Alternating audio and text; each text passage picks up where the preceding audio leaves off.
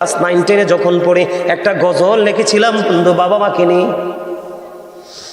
কেমনে গেলা পাখি দিয়া মাগো আমায় একা ফেলে, দিবানিশি তুষের আগুন এই হৃদয়ে জ্বলে।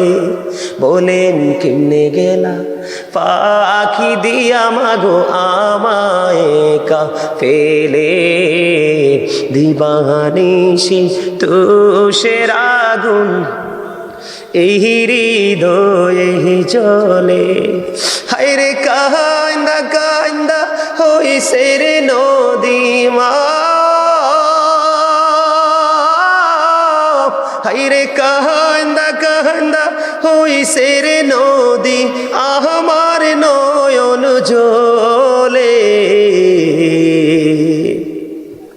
দিবানিশি তুষের আগুন হৃদয়ে জ্বলে। আদর করে নেইনি গো কেউ আমায় কুলে তুলে, কিছুদিন দর করিয়া যায় যে আবার ভুলে। ঠিক না বেটি?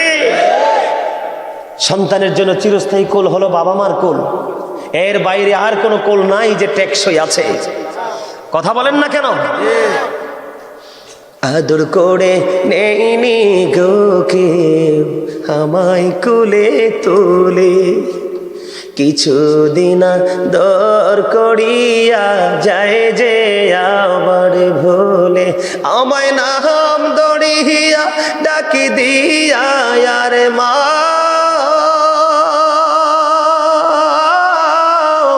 আমায় নাম দড়িয়া ডাকি দিয়া আর কে নিবে রে ঘরে।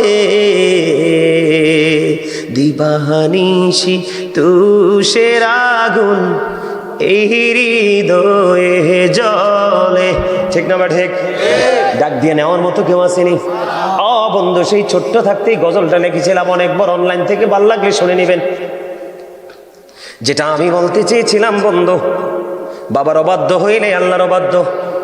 বাবা যা চায় তা দিতে হবে, মা যা চায় তা দিতে হবে, মাকে কষ্ট দেওয়া যাবে না।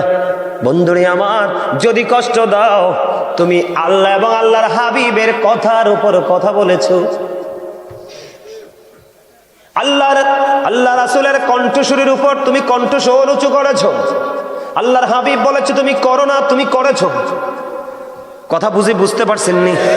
বন্ধুরি আমার, আল্লাহর হাবিবের কণ্ঠস্বরের উপর যদি আপনার কণ্ঠস্বরটা উঁচু হয়ে যায়, আপনার জীবনের যত কর্ম এগুলো মনের অজান্তে বন্ধু শেষ হয়ে যাবে।